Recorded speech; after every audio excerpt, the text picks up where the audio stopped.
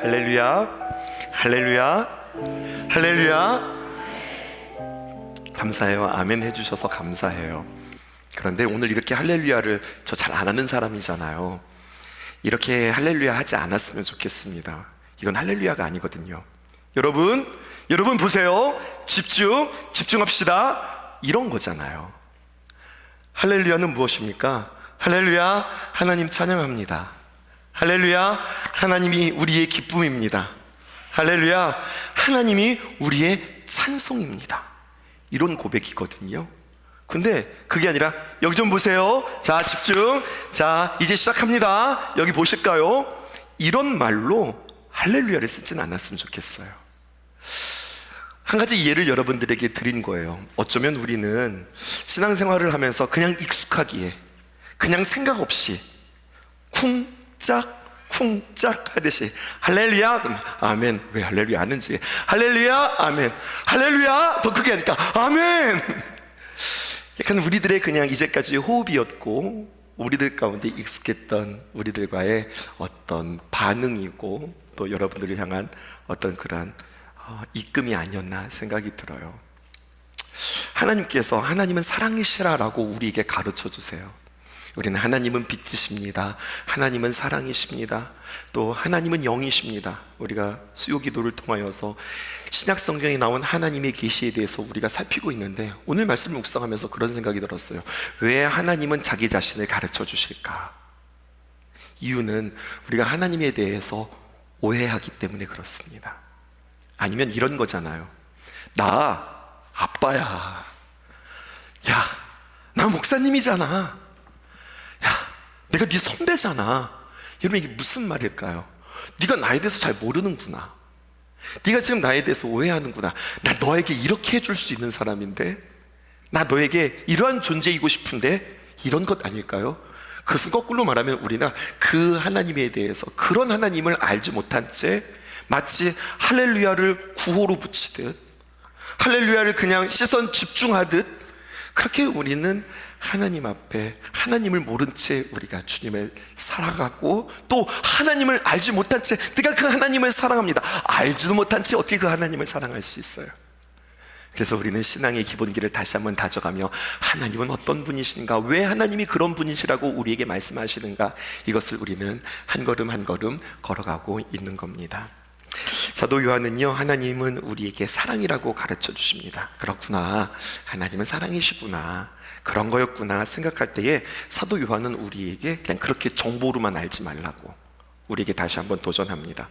더 적극적으로 우리를 이렇게 코너로 모는 듯한 느낌입니다.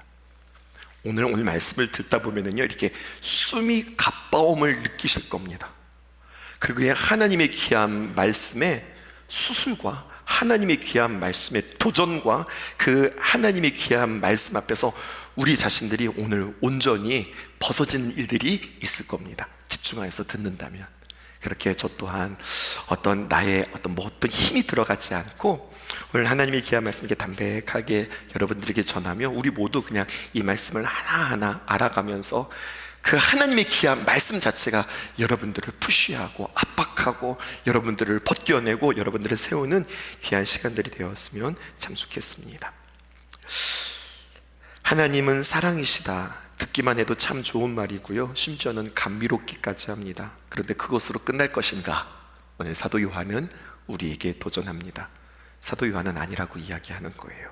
이제부터 중요한 것이 우리에게 요구되어진다고 그렇게 이야기합니다.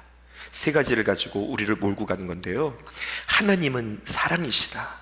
그러니 너희도 형제를 사랑하면 신앙생활 제대로 하는 거고, 형제를 사랑하지 않으면 신앙생활 제대로 하지 않는 거다. 지금 이렇게 우리에게 말씀해 주고 계시는 거예요. 사랑하지도 않으면서 나 신앙생활 잘하고 있어요 라고 이야기한다면 그것은 거짓말이다. 우리에게 이렇게 이야기하는 거예요. 우리는 밤낮없이 하나님, 나의 아버지 하나님, 아버지 이렇게 우리가 하나님을 향해서 아버지라고 부르는데, 또 입으로는 맨날 아버지 부르면 넌 내 아들이잖아. 아들이면 아빠 닮아야 되는 거 아니야? 근데 너는 나를 얼마나 닮고 있어? 그렇게 하려면 아버지라고 부르지도 마. 이렇게 이야기하는 것과 같이 오늘 하나님은 굉장히 따뜻하게 이야기하지만 그 말씀만큼은 우리에게 강력하게 오늘 도전하는 말씀입니다. 여러분, 오늘 표현은 부드럽지만은요, 말씀을 제대로 직면하면 마치 좌우의 날이 선 검과 같아서 득달같이 우리에게 몰고 와 우리를 후벼파는 경험들이 있을 겁니다.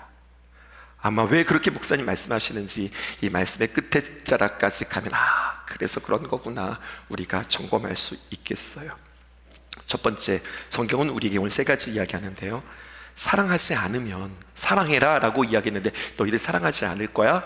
사랑하지 않으면 하나님의 자녀라고 하는 말을 할 수 없다, 이렇게 이야기하는 거예요. 그럼 질문해 볼게요. 하나님의 자녀가 아닌데 천국 갈 수 있을까요? 없을까요? 하나님 자녀가 아니에요. 근데 천국에 갈 수 있을까요? 없을까요? 전 이 고민이 되는 거예요.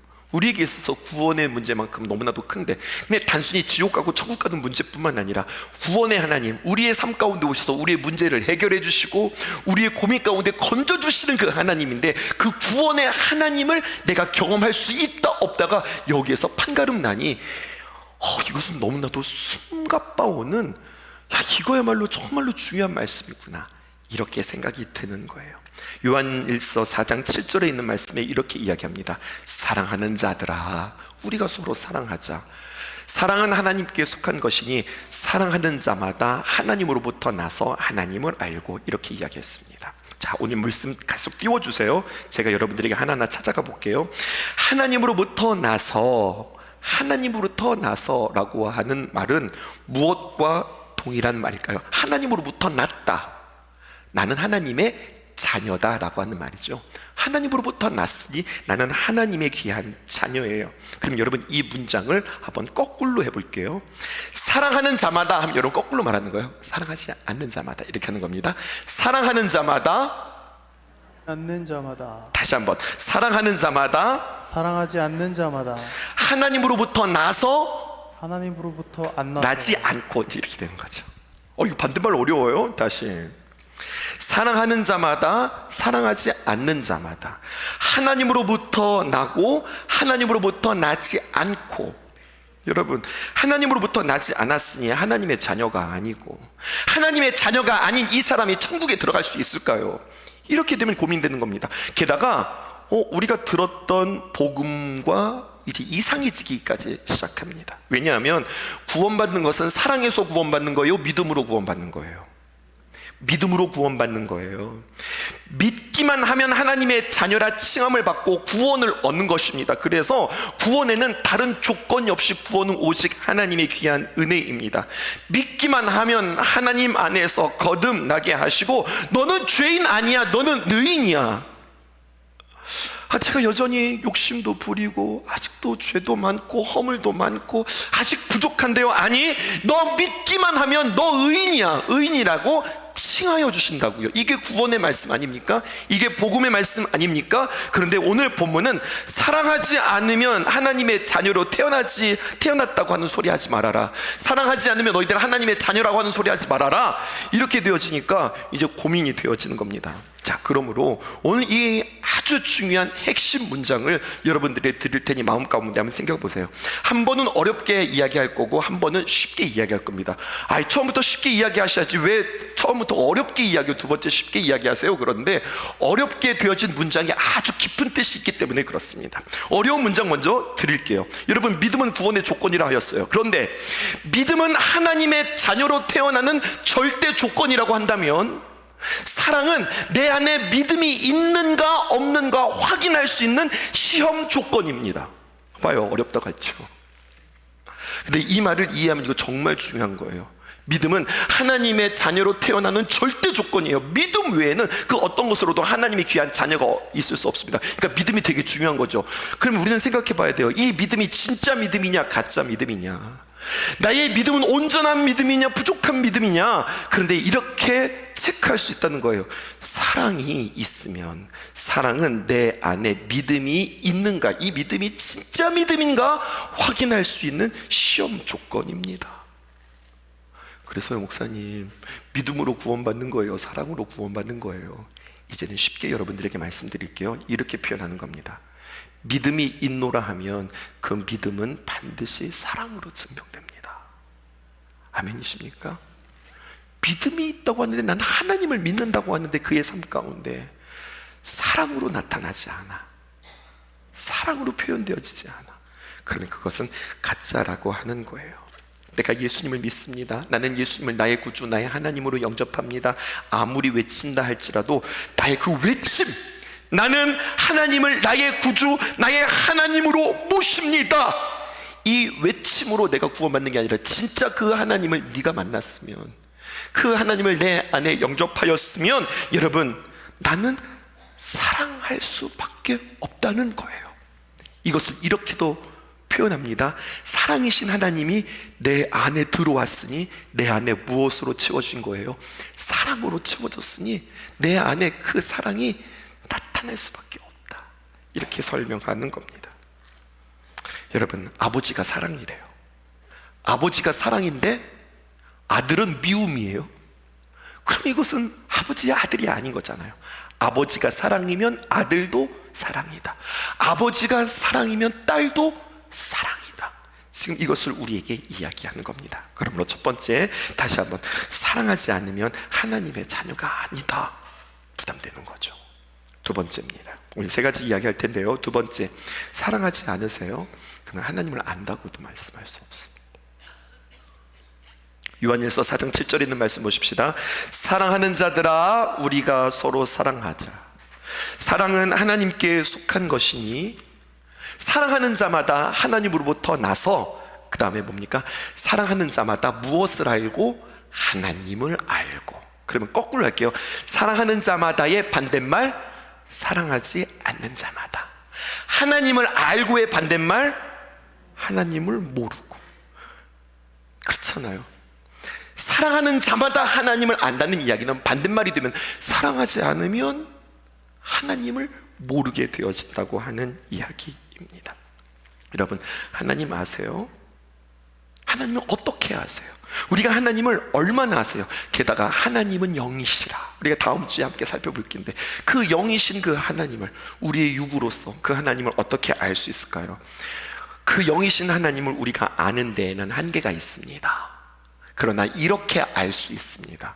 어떻게 알 수 있느냐? 하나님께서 말씀을 통해서 하나님을 우리에게 알 수 있게 해주셨어요. 그런데 그 하나님의 말씀은 추상적이고 어떤 관념적이고 어려운 것으로 하나님을 우리에게 이야기해 주시는 게 아니라, 내가 나를 설명해 주고 싶은데 너희들에게 어떻게 설명할까라고 생각하다가 우리에게 확 와닿게 하기 위하여서 하나님을 만나서 하나님을 알게 되어진 인생을 우리에게 소개해 주는 거예요. 그게 누굽니까? 아브라함이 만난 하나님, 이삭이 만난 하나님, 그리고 야곱이 만난 하나님. 그 아브라함의 인생을 쭉 보면서 그 인생이 우리와 다르지 않거든요. 이삭의 인생의 이야기를 쭉 보면서 그 이삭의 이야기가 오늘날 우리의 이야기와 별반 다르지 않거든요. 야곱은 정말 우리랑 똑같은 사람이에요. 그 야곱을 통하여서 우리의 인생과 다르지 않는데, 그 인생 가운데 만나주시고 찾아주시고 함께 하신 하나님을, 아, 이런 하나님이구나 라고 해서 성경은요 이런 표현들 많이 해요. 아브라함의 하나님, 이삭의 하나님, 야곱의 하나님, 이렇게 그들이 만난 하나님을 통해서 하나님은 이런 분이시구나 라고 하는 것을 그들의 인생 가운데 찾아오신 그 하나님을 통해서 우리는 알 수 있어요. 그렇게만 우리에게 하나님을 설명하는 것은 아니에요. 때로는요 구약의 선지자들의 입술을 통해서 하나님이 어떤 분이신지 우리에게 가르쳐 주기도 하세요. 때로는요 하나님을 노래하는 시편을 통해서, 하나님을 고민하는 욥기를 통해서, 하나님의 행하심을 인생 가운데 깨달은 전도서를 통하여서 하나님은 어떤 분이신지 우리에게 섬세하고도 구체적으로 계시해 주셨어요. 근데 하나님이 이것만으로는 불충분한 것 같이 느끼셨어요. 그래서 어떻게 하셨습니까? 하나님의 아들 독생자 예수를 이 세상에 보내시기로 작정하셨는데, 그 예수 그리스도를 우리가 잘 알게 하기 위해서 그 하나님의 독생자를 사람의 형상으로 이 땅에 보내주셨어요. 그래서 예수님이 무엇을 좋아하시는지, 예수님이 좋아하는 것은 하나님이 좋아하시는 거예요. 예수님이 이렇게 관심 갖고 있는 것은 하나님이 그렇게 관심 갖는다는 거예요. 예수님의 그 마음은 곧 어떤 마음이라는 거예요? 하나님의 마음이라는 거예요. 예수님을 우리에게 보내주심으로 말미암아 하나님이 어떤 분이신지 그 예수님과 함께 살아가며 대화하며 그 예수님의 기적을 맛보며 예수님의 눈물을 통하여 예수님의 웃음을 통하여 이것이 하나님의 눈물이란다, 하나님의 웃음이란다 우리에게 가르쳐 주시는 거예요. 그런데 여러분, 이것만으로도 충분하지 않다는 거예요. 이것만 가지고 사랑의 하나님을 알기에 충분하지 않다라고 해서 또 다른 길을 우리에게 보여주셨어요. 자, 앞에 하나님께서 하나님을 계시하기 위해서 어떻게 하셨다고요? 인생 가운데 찾아오시고 선지자들의 입을 통하여서 시편의 기자들을 통하여서 심지어는 예수 그리스도를 통하여서 하나님이 누구신지 우리에게 알려주셨는데, 사실은 이 이야기 하고 싶어요. 그것 말고 또 한 가지 하나님을 알 수 있는 길이 있으니 그것은 바로 무엇이냐? 사랑하면 하나님을 알게 된다 라고 이야기하는 거예요. 오늘 말씀이 그 말씀입니다. 여러분, 사랑한다라고 하는 말은요, 이런 겁니다. 하나님을 알 수 있는 길, 그것은 하나님의 말씀에 순종하는 길이에요. 오늘 마지막 찬양 가운데 그 찬양의 가사가 제 마음 가운데 너무 와닿았어요. 어부들이에요. 인생의 물고기를 얼마나 잘 잡았는지, 그 인생의 물고기 이것만큼은 베테랑이요, 누구든지 따라올 수 없어. 예수님, 당신은 목수고 당신은 나무 만지는 일에, 우리는 고기 잡는 일에. 근데 그 목수가 우리 베테랑인 우리에게 찾아와서 여러분 뭐라고 이야기해요? 깊은 곳에 가서 그물을 내리라, 이렇게 이야기하는 거예요. 그런데 그때 어떻게 합니까? 말씀에 의지하여, 말씀에 순종하여. 깊은 곳에는 반드시 고기가 안 잡히는데 그럼에도 불구하고 말씀에 의지하여서 깊은 곳에 그물을 내었더니 많은 물고기가 잡히는 일을 통하여서 하나님을 사랑한다는 것은 구체적으로 무엇인가? 그의 말씀이 옳지요, 그의 말씀이 옳지요 라고 고백하면서 말씀에 순종하는 것이, 그것이 사랑이라고 우리에게 말씀해 주고 계세요. 순종이 왜 사랑일까요? 나의 뜻을 꺾고 하나님의 뜻을 세우고, 나의 뜻을 죽이고 하나님의 뜻을 살리고, 나의 방법을 버리고 나는 누구처럼 해보는 거예요? 예수님처럼 해보고 하나님처럼 해보는 거예요. 여러분, 내 안에 이제 뭐가 세워지기 시작합니까? 내 뜻이 아니라 하나님의 뜻이 세워지기 시작하고, 하나님의 뜻이 살아나니 나는 누구처럼 되는 거예요? 하나님처럼 되는 거고, 하나님은 누구라고 하셨어요? 사랑이라고 하셨으니 내가 무엇이 되는 겁니까? 사랑이 되는 거예요. 하나님이 사랑이시라고 한다면 하나님이 오늘도 분명히 우리를 사랑하십니다. 또 오늘도 변함없이 우리를 사랑하시고 또 우리에게 사랑하라고 우리에게 말씀해 주세요. 그래서 하나님처럼 해보는 거예요. 이 말씀을 어떻게 조금 더 쉽게 설명할 수 있을까라고 생각하다가 이제 결혼을 앞둔 우리 목사님을 생각하고 이제 그 가정을 이렇게 꾸려질 것들을 이렇게 상상하면서 아버지의 마음을 알까? 어머니의 마음을 알까? 저들이 지금 뭐 결혼식이라고 막 설레이고, 당신이 결혼하는데 왜 내가 설레일까요? 너무 좋고 뭐 꿈만 같고 빨리 오늘이 지나가고 내일이 왔으면 좋겠고, 지금 여기 앉았는데 여기 앉아있는지, 지금 대전에 가 있는지, 하늘에 떠 있는지, 땅에 꺼져 있는지 좀 정신없을 텐데 그래도 막 집중을 하면서 나는 예배자라, 나는 예배자라, 나는 오늘 예배한다 그러면서 주님만 주목하고 있을 텐데요. 모르죠. 근데 알 날이 있을걸요. 언제 알 수 있을까요? 엄마는 언제 엄마를 알 수 있냐면, 내가 아이를 낳아서 엄마가 되면 그때서 엄마를 알게 되죠. 나도 자식을 낳아보니까 엄마를 알겠고, 내가 정말로 늘 용돈 타서 쓰던 부모님이 척척 내주시던 그 용돈이 아니라 내가 돈을 벌어보니 아빠가 이렇구나, 아빠를 알게 되어지고. 여러분, 그렇게 하나님이 일하시니 나도 일한다. 이게 적당한 비유인지는 모르겠지만 그 하나님이 하셨던 것들을 내가 경험하고 그 하나님의 순종을 내가 순종함으로 말미암아 하나님의 사랑을 나의 삶 가운데 경험하고 맛보게 되어진다고 하는 거죠. 이 원리를 성경이 우리에게 이야기하며 그러기에 사랑해 봐야 하나님을 알 수 있어. 성경은 우리에게 이렇게 이야기하는 겁니다. 하나님이 하시는 것처럼 능동적으로 나도 똑같이 해보고, 나 하기 그렇게 싫은데, 나 하기 싫은데 그러잖아요. 그럼 하나님께서는 우리를 사랑하셔서 너 능동적으로 안 해? 그럼 수동적으로라도 내가 하게 만들 거야. 하나님께서 우리에게 득달같이 오셔서 똑같은 일들을 당하여서 경험해봄으로 말미암아 하나님을 결국 능동적으로 하지 않았던 내가 수동적으로라도, 어떻게 끌려서라도, 때로는 맞아서라도 그 말씀에 순종함으로 말미암아, 맞는 게 목적이 아니라 맞는 것을 통하여서라도 내가 순종함으로, 하나님이 이런 마음이구나, 하나님이 이런 하나님이구나, 이것을 깨닫게 하기 위해서 계속해서 우리를 어디의 자리로 초청하는 거예요? 순종의 자리로 우리를 초청하는 거죠. 그래서 그 하나님을 아니, 넌 알았지, 이것으로 끝나는 게 아니라 그 하나님을 아니, 그 하나님과 가까이 되어지고, 그 하나님을 가까이 하게 되어지, 그 하나님과 깊은 교제, 그 깊은 풍성함을 맛보게 되어진다는 거죠. 마지막입니다. 사랑하지 않으면, 첫 번째 기억하시겠어요? 사랑하지 않으면 하나님의 자녀라고 하는 말을 입 밖에도 내지 마십시오. 이렇게 썼다가 이 말은 너무 좀 센 말인 것 같아서, 하나님을 사랑하지 않으면 하나님의 자녀가 될 수 없습니다. 그렇게 이야기했고요. 하나님을 바라보면 하나님께 우리가 그 사랑을 배우지 않으면, 그래서 내가 사랑하지 않으면 나는 하나님을 알 수 없고요. 세 번째, 사랑하지 않으면 하나님을 내 안에 모시고 산다고 할 수 없습니다.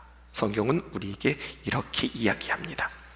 자, 제가 요한 1서 2장 12절에서 16절까지 읽어드릴 텐데요, 여기에서 주님이 내 안에 계시고 내가 주님 안에 있다, 그냥 나만 주님 안에 있는 게 아니라 이게 상부상조처럼 주님이 내 안에 계시고 내가 주님 안에 있다라고 하는 표현이 몇 번 반복되어지나 보세요. 자, 제가 읽겠습니다. 어느 때나 하나님을 본 사람이 없으되 만일 우리가 서로 사랑하면 하나님이 우리 안에 거하시고 그의 사랑이 우리 안에 온전히 이루느니라. 하나님이 우리 안에 거하시고 우리가 하나님 안에 거하신다, 이런 표현 아직 안 나왔어요. 자, 13절 보십시다. 그의 성령을 우리에게 주심으로 우리가 그 안에 거하고 그가 우리 안에 거하는 줄 아느니라. 또 14절, 아버지가 아들을 세상의 구주로 보내신 것을 우리가 보았고 또 증언하노니. 15절, 누구든지 예수를 하나님의 아들이라 시인하면 하나님이 그의 안에 거하시고 그도 하나님 안에 거하느니라. 여러분, 16절, 하나님이 우리를 사랑하시는 사랑을 우리가 알고 믿었노니 하나님은 사랑이시라. 사랑 안에 거하는 자는 하나님 안에 거하고 하나님도 그의 안에 거하느니라. 하나님이 내 안에 거하고 나도 하나님 안에 거하고 몇 번이나 등장해요? 3번 등장하는 거예요. 12절부터 시작되어지는 너무나 소중한 지금 이 스텝 프로세스가 있습니다. 이 걸음들이 있는 거예요. 이것을 한번 보십시다. 우리가 하나님을 제대로 보지 못했으니 하나님을 알지도 못하는 거고, 보지 못했는데 어떻게 알아요? 내가 하나님을 알지 못한다는 이야기는 내가 하나님의 귀한 사랑을 체험하지도 못했다는 이야기예요. 그런데 내 마음속에 그 하나님에 대한 정보는 있어서, 나 하나님의 말씀대로 사랑해보고 싶다. 그래, 하나님 사랑하라고 그랬으니까 나 진짜 사랑해야 되겠다 라고 이야기하는데, 오늘 12절에 우리가 사랑하면, 13절에 우리가 성령을 받으면, 15절 우리가 예수를 하나님의 아들이라 시인하면 하나님이 우리 안에 거하시고 우리가 하나님 안에 거한다. 이 말은 각각의 병렬이 아니라 한 단계 한 단계 나아가는 이야기입니다. 성경에 이런 시기가 있었습니다. 성령의 공백 시기. 성령의 계시, 하나님의 말씀이 잠시 공백이었던 때가 있었습니다. 언제입니까? 사사기 때입니다. 그런데 사사기를 정의하기를 그때는 하나님의 계시가 없었다, 이것으로 끝난 것이 아니라 하나님의 계시가 없고 하나님의 말씀이 없으니 사람이 각자 자기의 소견에 오른 대로 행하였더라. 이때를 사사기로 정의하고 있어요. 그런데 보세요, 자기의 소견에 오른 대로 살던 시대, 매우 중요하면서도 반복되어지는 특징 한 가지가 있는데, 여러분, 그래도 그들 마음 가운데 하나님을 모르지는 않아서 하나님 앞에 예배를 하는데요, 누구랑 많이 닮았나 보세요. 금방 하나님께 나가서 제사를 지내다가 얼마 지나지 않아서 금세 하나님을 버리고 바알신으로 가서 바알이 하나님이라고 예배합니다. 그러다가 하나님 사랑하시니까 그들에게 매를 대하죠. 그러면 금세 또 하나님께로 돌아옵니다. 그러면 하나님께 돌아오면 그 하나님과 교제하면서 쭉 하나님과 같이 나가야 되는데, 그렇지 않고 그런 안정기를 맞이하고 평안이 그들에게 찾아오면 또 금세 또 언제 그랬냐는 듯이 여러분 우상을 섬기고 금세 우상을 섬기다가 또 하나님 앞에 맞으면 금세 회개했다가 하나님을 사랑하고 하나님을 섬겼다가 금세 또 우상을 섬겼다가 뭔가 하나님 앞에 계속해서 고정된 모습이 없어요. 성경은 이렇게 결론을 내리고 있습니다. 16절, 하나님이 우리를 사랑하시는 사랑을 우리가 알고 믿었노니 하나님은 사랑이시라. 사랑 안에 거하는 자는 하나님 안에 거하고 하나님도 그의 안에 거하시느니라. 무슨 말이냐? 빛이신 하나님, 지난 시간에 우리 빛이신 하나님 배웠잖아요. 우리를 사랑하심으로 말미암아 우리 안에 들어오세요. 그럼 그냥 그 빛이신 하나님이 우리 안에 그냥 딱 들어오는 것으로 끝나는 것이 아니라 그 하나님을 내가 아무리 감추고 아무리 숨기려고 해도 어떤 하나님이니까? 빛이신 하나님이니까 우리의 모든 마음들을 환히 다 드러내세요. 우리의 모습이 감춰지지 않습니다. 그러면 어떻게 됩니까? 감춰지지 않고 우리의 추악한 것들이 다 드러나는데 어떻게 합니까? 하나님 앞에 간절히 간구하며 기도합니다. 하나님, 내가 이러한 죄를 지었습니다. 빛 대신 주님 앞에 나에게 이러한 부족함이 있네요. 하나님, 나의 모든 죄를 주님 앞에 고백합니다. 낱낱이 고백해서 깨끗이 정리되어지고 청소가 되면 그냥 깨끗이 청소된 것으로 끝나는 것이 아니라 우리 성령께서 더 주관적으로 그의 마음 가운데 임하셔서 일하기 시작합니다. 하나님을 사랑해야지 라고 사랑하는 마음으로 하나님의 마음을 모셨더니 사랑은 잠시 뒤로 물러드리고 그 사랑이 주님을 맞이하였더니 내 안에 추악함들이 드러나 십자가 안에서 내 자신의 문제부터 해결하게 되어지고, 그리고 성령님을 내 안에 모시게 되었으라는 이야기입니다. 그리고 성령님이 내 안에 들어오시사 뜨거워, 아니면 시원해, 이곳으로 끝나는 것이 아니라 성령 체험은 반드시 성령의 열매로 나타나게 되어지는데 그의 삶 가운데 아름다운 사랑의 실천의 모습으로 그가 변화되어지더라는 거예요. 성령의 증거는 뜨겁고 차갑고 내 입술에 방언이 터져 나오고 신비한 환상과 신비한 놀라운 것들을 경험한 것으로 결론 나는 것이 아니라 그 경험을 통하여서 하나님이 살아계시고 나를 강권적으로 역사하시는구나, 이것을 경험하면 하나님께서 나를 막 끌고 가시는데 어디로 끌고 가는가 보았더니 사랑이신 하나님께서 어디로 끌고 가겠어요? 사랑의 자리로 끌고 가서 계속해서 우리에게 사랑의 실천들을 행하게 합니다. 하나님을 사랑하고요, 또 내 자신도 사랑하고요, 나의 이웃들도 사랑하고, 그렇게 하다 보니요 그 내 안에 계신 그 하나님의 빛, 그 사랑이 숨겨지지가 않는 거예요. 그래서 그 사랑이 나도 모르는 사이에 드러나게 되었습니다. 마태복음 5장 14절에 있는 말씀, 너희는 세상의 빛이라. 산 위에 있는 동네가 숨기지 못할 것이라, 이렇게 이야기하는 거예요. 그러므로 성경은 우리에게 이야기하죠. 하나님이 빛 대신 주님이 우리 안에 들어오면 우리의 죄악을 발견하게 하시고 우리에게 성령 충만케 하시고 우리에게 귀한 사랑으로 이끄신다. 아멘이죠. 이론은 이런데 이제 실제적으로 적용해 보십시다. 그런데 여러분, 하나님은 사랑이신데 사랑하지 않으면 하나님을 안다고 할 수 없고 사랑하지 않으면서 하나님을 내 안에 모신다고도 할 수 없는데, 그럼에도 불구하고 나는 사랑이 안 된다. 아니, 사랑이 안 되는 게 아니라 나는 사랑을 못 하겠다.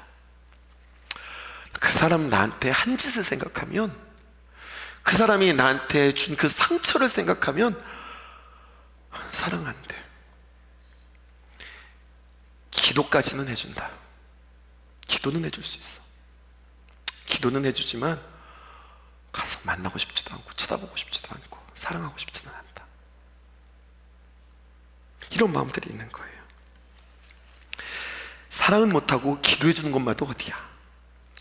그냥 그럭저럭 살고, 당신은 당신 인생, 당신도 나름대로 하나님을 믿는 사람이니까 그렇게 구원받는 거고, 나도 내 나름대로 그냥 내 신앙생활 하면서 하나님 바라보고 내 믿음 안에서 사랑하면서 그렇게 주님 오시는 날 이렇게 부름받아서 천국 가면 되지.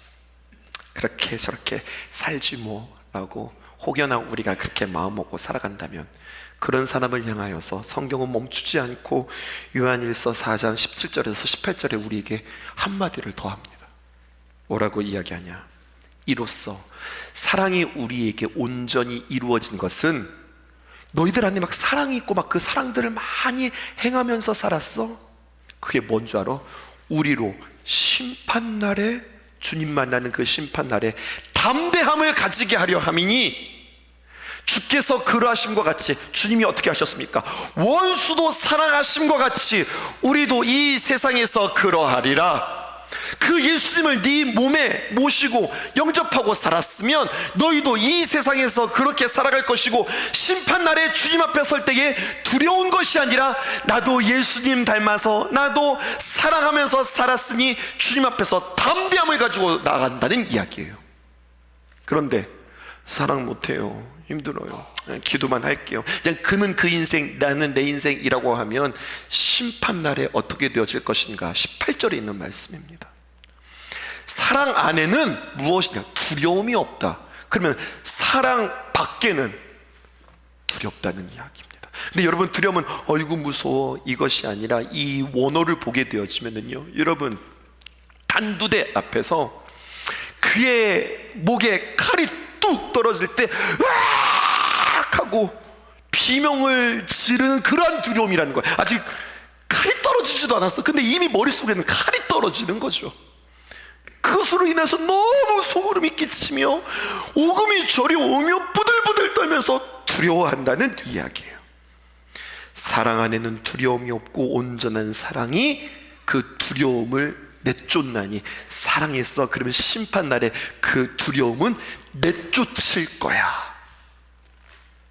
두려움에는 무엇이 있는가? 그냥 무서운 것으로 끝난 것이냐? 그 두려움이 내 안에서 떠나지 않으면, 그 두려움, 본문 띄워주실까요? 형벌이 있음이라, 이렇게 이야기합니다. 18절 띄워주시죠. 두려워하는 자는 사랑 안에서 온전히 이루지 못하였느니라. 내 모습에 두려움이 있구나, 그것으로서 증명이 된다. 무엇이 증명이 되느냐? 사랑 안에서 온전히 이루지 못하였구나, 사랑의 열매를 이루지 못했구나, 사랑하지 않고 살았구나. 그러니까 너는 두렵구나. 그래요 주님, 죄송해요. 두려움으로 끝나는 것이 아니라 두려움에는 뭐가 있다고요? 형벌이 있다는 이야기예요. 여러분, 그러니까 우리는 사랑해야 되겠어요? 사랑하지 말아야 되겠어요? 우리가 세상에 살아가면서 하나님처럼 사랑하면 마지막 주님 오시는 날에, 심판날에 담대함을 갖고, 하나님처럼 사랑하지 못하고 예수님처럼 사랑하지 못하면 그 마지막 심판날에 우리는 두려워서 떨 뿐만 아니라 그 두려움은 무엇으로 이어진다고요? 형벌로 이루어진다. 이렇게 이야기하는 거예요. 아, 나 그냥 예수님 믿고 충성하고 봉사하면 천국 가는 줄 알았는데 그게 아닌가? 여러분, 갑자기 주님 부르시는 날에 심판대 앞에 섰는데, 여러분, 내가 하나님을 볼 수 없다고 생각해 보세요. 이건 심각한 문제가 아닙니까? 믿음의 열매는 뭐라고 이야기합니까? 당신에게 믿음이 있습니까? 그러면 믿음은 반드시 사랑으로 맺어지게 되어 있습니다 라고 이야기하는 거예요. 그러면서 고린도전서 13장 2절에 있는 말씀, 그 사랑장이 떠올랐습니다. 보세요. 내가 예언하는 능력이 있어 모든 비밀과 모든 지식을 알고 산을 옮길 만한 모든 믿음이 있을지라도 사랑이 없으면 내가 아무것도 아니요. 내가 아무것도 아니요. I am nothing. 이렇게 표현되어져서, 여러분, 내가 이렇게 질문해 볼게요. 제가 질문해 볼게요. 내가 아무것도 아닌 사람이 천국에 갈 수 있을까요? 내가 아무것도 아니야, 아무것도 아닌 내가 천국에 갈 수 있을까요? 천국은 누가 가는 거예요? 하나님의 자녀가 가는 거예요. 근데 내가 아무것도 아니요. 뭐 예언하는 능력도 있어요. 예언하는 능력이라면 하나님의 놀라운 계시의 말씀이 있고 그 능력이 있는 거예요. 비밀도 있어요. 하나님의 비밀도 알고 모든 지식을 알고 또 뭣도 있는 거예요. 믿음이 작은 믿음도 아니야. 산을 옮길 만한 믿음이 있어도, 그런데 아무리 떵떵거리는데 뭐가 없어? 사랑이 없으면 You are nothing. 당신은 아무것도 아닙니다 라고 이야기하는 거죠. 여러분, 오늘 말씀 엄청 세지요? 근데 좀 이거 제가 만들어낸 말이 아니라 오늘 성경에 있는 말씀이잖아요. 근데 여러분, 우리는 사랑할 수밖에 없는 사람이구나 라고 깨닫는데, 이렇게 우리의 마음 가운데 사랑이라는 것으로 막 두려움이 있고 온 말씀으로 우리의 마음들을 막 해치는데, 그 해치는 곳에 다시 한번 사도 요한은 정을 갖다가 못을 박습니다. 그 말씀이 어떤 말씀이냐, 요한일서 4장 20절에서 21절에 있는 말씀, 이렇게 기록되어져 있습니다. 오늘 말씀의 결론이에요. 누구든지 하나님을 사랑하노라고 하고 그 형제를 미워하면 이는 거짓말하는 자니, 보는 바 그 형제를 사랑하지 아니하는 자는 보지 못하는 바 하나님을 사랑할 수 없느니라. 자, 어디 밑줄을 치시냐면 세 번째 줄, 보는 바 그 형제를 사랑하지 아니하는 자는, 여기 밑줄을 쳐보세요. 눈에 보인다라고 하는 것은 멀까요, 가까울까요? 가까운 거예요. 가까우니까 눈에 보이죠. 근데 여러분, 눈에 보이는 사람을 사랑하지 못하면서 어떻게 눈에 보이지 않는 사람을 사랑하겠으며, 성경은 한 걸음 더 나아가 어떻게 눈에 보이지 않는 하나님을 사랑할 수 있느냐? 눈에 보이는 사람을 사랑하지 않는 너는 눈에 보이지 않는 하나님도 사랑하지 못하는 자다. 성경은 우리에게 이렇게 이야기해요. 그러니까 아무리가 하나님을 사랑하지 않으면서 사랑하는 주님, 내가 예수님 사랑합니다, 내가 주님 사랑합니다 라고 이야기하지만 거짓말. 우리에게 이렇게 이야기해요. 야, 보이는 형제도 사랑하지 않으면서 어떻게 보이지 않는 형제를 사랑한다고 그래? 어떻게 네 말이 내 귀에 연락된다고 너는 어떻게 그렇게 말할 수 있어? 이렇게 이야기하는 거죠. 그러므로 사랑의 구체적인 실천을 우리에게 이렇게 이야기합니다. 가까운 사람부터 사랑하라. 1년에 한 번, 두 번 만나는 사람들은 얼마나 반가운지, 얼마나 좋은지 막 뛰면서 좋다고 끌어안고 뭐 이것도 사주고 저것도 사주고, 어쩌면 그럴 수밖에 없는 이유는 그 사람이 1년에 한두 번 만나니까 그럴런지도 모르겠어요. 아마 매일 만난다면 그렇게 못할 거예요. 성경은 우리에게 이렇게 이야기합니다.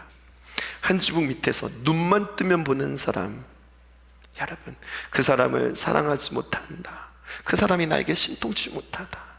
왜 이렇게 밉고 왜 이렇게 따지고 왜 이렇게 흠을 잡는지, 차라리 멀리 있을 때가 좋았다, 차라리 해외에 있었을 때가 좋았다.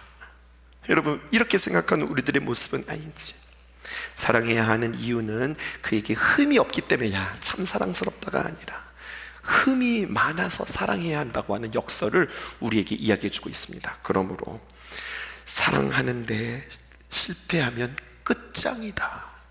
오늘 우리에게 성경은 이렇게 이야기해요. 너희들 하나님 알고 싶어? 하나님은 사랑이셔. 하나님을 진짜 알고 싶으면 너희들 사랑해야지. 사랑하는데 어떻게 사랑해야 돼? 가까운 사람들부터 사랑하고, 가까운 사람들부터 품어주고, 가까운 사람들부터 용납하는 실천이 우리 안에 있을 때, 눈에 보이는 바 형제를 사랑하며 눈에 보이지 않는 바 그 하나님도 사랑할 수 있는 자요, 눈에 보이는 바 그 형제를 사랑하지 못하면 눈에 보이지 않는 바 그 하나님도 사랑할 수 없다라고 이야기할 겁니다. 보세요, 레마의 말씀 시편 6편 5절, 신명기 6장 5절에 있는 말씀, 레마가 아니라 쉐마의 말씀, 뭐라고 이야기합니까? 너는 마음을 다하고 뜻을 다하고 힘을 다하여 뭐라고요? 내 하나님 여호와를 사랑해라. 근데 이 말씀에 대해서 우리는 이제까지 오해했던 것 같아요. 하나님을 사랑하는 것이 열심히 교회에 와서 열심히 예배 드리고 열심히 기도하고 우리에게 봉사의 기회가 있을 때 열심히 봉사하면 나는 그것을 하나님을 사랑한다고 생각했는데, 하나님을 사랑하는 것이 그렇게 사랑하는 게 아니구나. 이웃을 사랑하는 것이 하나님을 사랑하고, 이웃을 사랑할 때에 하나님을 진짜 알 수 있는 거고, 하나님의 귀한 자녀가 되는 거고, 마지막 심판날에 설 때 두려움을 물리치고 하나님 앞에 담대함으로 설 수 있는 것이구나 라고 오늘 성경이 이야기하니, 아유 사랑하면서 살아야지요 라고 이야기했던 이 말이 오늘 우리에게 너무나도 무겁게, 또 너무나도 비수와 같이 우리에게 찾아오는 밤은 아니었습니까? 그러므로 결론, 하나님 나에게는 사랑이 없는 사람이에요. 감정적으로 사랑하기 쉽고요, 또 내 마음대로 사랑하고 싶고요, 기분에 따라서 사랑하는 나에게 우리는 주님 앞에 고백해야 할 것, 그러기에 하나님 내게 찾아오셔서 나에게 사랑을 부어주세요라고 말하기 이전에 피 대신 주님 오셔서 내가 어떤 인간인지, 내가 얼마나 기분파인지, 내가 얼마나 감정파인지, 내가 분위기 따라 얼마나 왔다 갔다 하는지, 이런 나의 연약함을 주님 바꿔주시고 고쳐주시고, 하나님 깊은 바다처럼 잠잠하게, 아무리 바쁜 일이 있더라도 잠잠하게, 아무리 요란한 일이 있다 하더라도 잠잠하게, 막 칭찬해주는 날이 있더라도 잠잠하게, 후 꺼지는 날이 있다 하더라도 그냥 잠잠하게 주님 바라보면서 내 마음 지키며 나에게 주님 사랑 부어주셔서 그래야 내가 사랑할 수 있습니다, 그 마음에 순종하는 우리들 되게 해달라고 기도하는 저와 여러분들 되었으면 참 좋겠습니다. 날이 저물어 갈 때, 빈들에서 걸을 때, 그때가 하나님의 때, 내 힘으로 안 될 때, 빈손으로 걸을 때, 내가 고백해 여호와 날이 저물어 가